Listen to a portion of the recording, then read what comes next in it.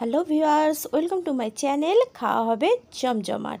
আজ সরস্বতী পুজো special lunch আমি বানিয়ে নিয়েছি কুলের চাটনি, আর সেই রেসিপি শেয়ার করব তোমাদের সাথে। চলো দেখে নেওয়া যাক। সরস্বতী পুজোতে কুলের চাটনি না খেলে কি আর চলে?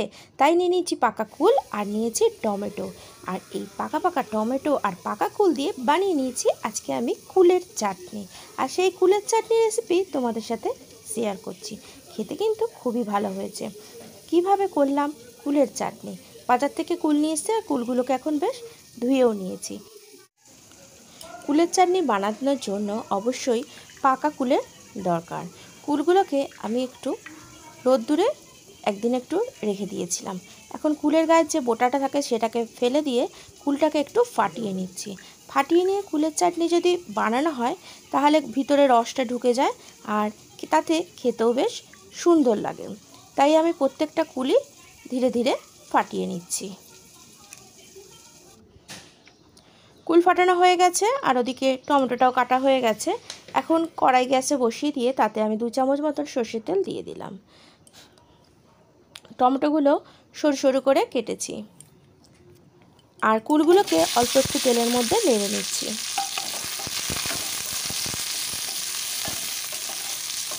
খুব বেশি ভাজবো না, তাহলে আবার গাটা একটু শক্ত হয়ে যেতে পারে, তাই সামান্য একটু নেড়ে নিচ্ছি। অনেকে কুলের চাটনিতে একটা হরহরে ভাব হয়, সেটা পছন্দ করে না, তাই আমি একটু অল্প নেড়ে নিলাম, তাতে এটা হরহরে ভাবটা একটু কম হয়। কুলটা তুলে নেওয়ার পর যেটুকু তেল ছিল সেই তেলের মধ্যে ফোড়নের জন্য একটু শুকনো লঙ্কা দিলাম সামান্য একটু 5 ফোড়ন, আর দিচ্ছি একটু সর্ষে। ফোড়নটা একটু নাড়াচাড়া করে ভেজে নিচ্ছি। গ্যাসের ফ্লেমটা লো টু মিডিয়ামে রেখেছি, আর খুব হালকা আঁচের মধ্যেই আমি ফোড়নটা ভেজে নিচ্ছি। ফোড়নটা থেকে একটা মিষ্টি গন্ধ বের হওয়া পর্যন্ত ভেজে নেব।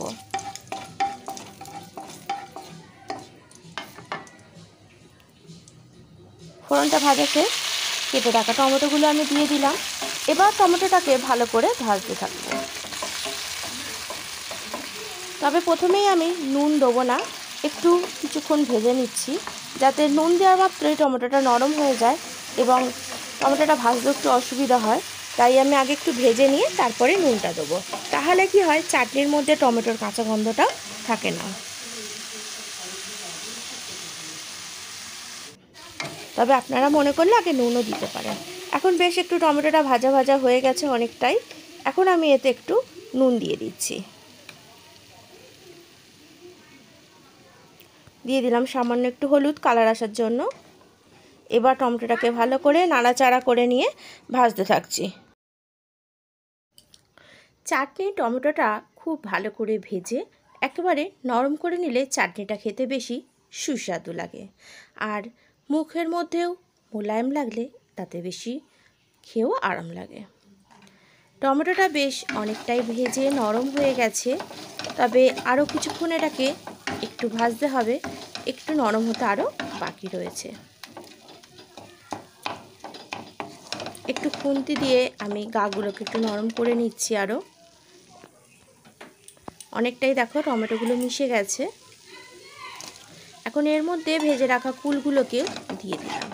কুলটা দেওয়ার পরে আরও বেশ একটু নাড়াচাড়া করে নিচ্ছি। কুল আর টমেটোটা একসাথে বেশ কিছুক্ষণ একটু ভেজে নিলাম, মিনিট 2-3 মতন। দেখো চাটনির কালারটাও কত সুন্দর আস্তে আস্তে চেঞ্জ হয়ে যাচ্ছে। এখন এর মধ্যে দিয়ে দিচ্ছি পরিমাণ মতন চিনি। তোমরা কুলের টক হিসাবে টক মিষ্টির চাটনি অ্যাডজাস্ট করে নিও। আমি এখানে আমার স্বাদ মতন চিনি অ্যাড করলাম। চিনিটা দেওয়ার পর কালারটা আরও চেঞ্জ হয়ে যাচ্ছে, হালকা লাল লাল কালার চলে আসছে, আর চিনিটা মেল্ট হয়েও গেছে। এখন আমি এর মধ্যে জল দিয়ে দেবো পরিমাণ মতন। যে যতটা চাটনির রসালো রাখতে চাও সেই হিসাবেই জল দেবে, কারণ এটাকে কুলটাকে একটু সিদ্ধ করতে হবে এই জলের মধ্যে, তাহলে কুলের টক ভাবটাও বেরিয়ে আসবে, আর তাতে চাটনির স্বাদ ও গন্ধটাও খুব সুন্দর আসবে। একটু কুলটা ফুটলে কুলের গন্ধটা চাটনির মধ্যে মিশে যাবে, আর তাতে এটা খেতে খুবই সুস্বাদু লাগে। উপর দিয়ে চাপা দিয়ে দিলাম আর মিনিট 5 ফুটতে দিলাম। গ্যাসের ফ্লেমটা লো রেখে ফুটিয়েছি। 5 মিনিট পর দেখো আমি নাড়াচাড়া করে দেখাচ্ছি, একদম চাটনিটা পারফেক্টভাবে রেডি। এবার এটা সার্ভিং বোলে ঢেলে নিলাম। আজকের টমেটো কুলের চাটনি আমার বানানো হয়ে গেল। আর সরস্বতী পুজোর দিন আর কুলের চাটনি না খেলে কি চলে, তাই খিচুড়ির সাথে আমি বানিয়ে নিয়েছি কুলের চাটনি। সরস্বতী পুজো মানেই তো খিচুড়ি, লাবড়া, বেগুনি এটা তো থাকেই, আর তার সাথে একটু কুলের চাটনি খাওয়াতে হবে জমজমাট। আর অবশ্যই জমজমাটের রেসিপি দেখতে হলে তোমাকেও থাকতে হবে, খাওয়া হবে জমজমাটের সাথে। আবার দেখা হবে, আসতে হবে, আসি বন্ধু।